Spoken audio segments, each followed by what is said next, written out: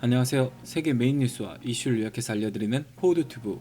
오늘의 뉴스는 이란 정부 위기, 시민들이 분노하다, 미국 고교 총격 사건, 주제를 이야기해보겠습니다.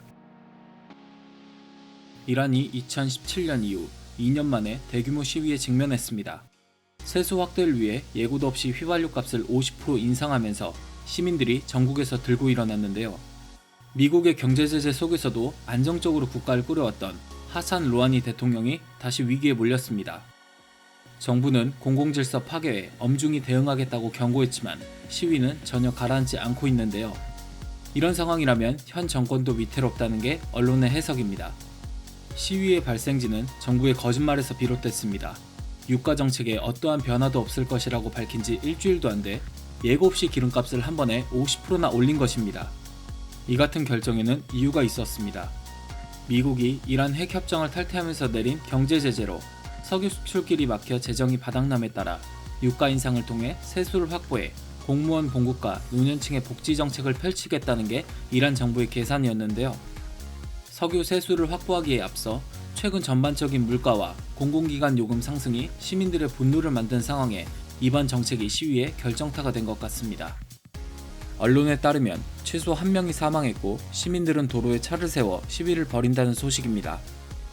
그들의 삶은 지금 저항하지 않으면 안 된다는 의식이 짙게 깔려 있어 모든 일을 제쳐두고 거리로 쏟아져 나오고 있다고 합니다. 미국이 경제 제재를 통해 이란을 강하게 압박하는 것 같습니다.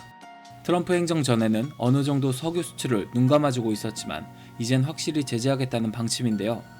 시민들의 불만을 높여 이란이 미국과 협상 테이블에서 불리한 위치에 앉을 수밖에 없도록 만들겠다는 미 행정부의 전략이 보입니다. 미국이 제시하면 그 어떤 것도 거부 못하는 완벽한 불리함을 원하는 것 같은데요. 2017년 다수의 사망자가 나는 대규모 시위가 전국적으로 벌어졌지만 이란 체제에는 변화가 없었던 걸 생각하면 과연 이번에는 어떻게 풀어나갈지 지켜봐야 될 것 같습니다. 캘리포니아 로스앤젤레스 인근에서 고교 총격 사건이 발생, 사건 용의자는 사망했습니다.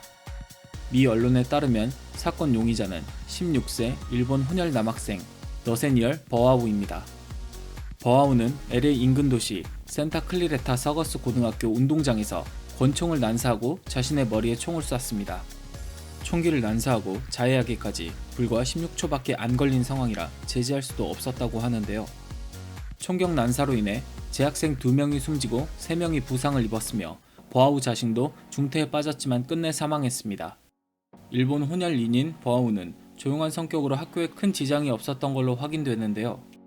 그래서인지 범행 동기는 확실하게 밝혀지지 않았고 규명하기도 어려워졌습니다. 다만 단서를 찾자면 그의 부친이 2017년 심장마비로 사망하기 전에 가정폭력으로 체포된 적이 있다는 점과 사건 당일은 버하우가 생일이었다는 것을 들 수 있겠는데요. LA 카운티 경찰국은 이걸 중점으로 수사하겠다 밝혔지만 이것만 가지고는 규명하기가 어려워 보입니다. 학교에선 과연 어떤 일이 있었을까요? 인종차별에 시달리고 있었던 건 아니었을까요?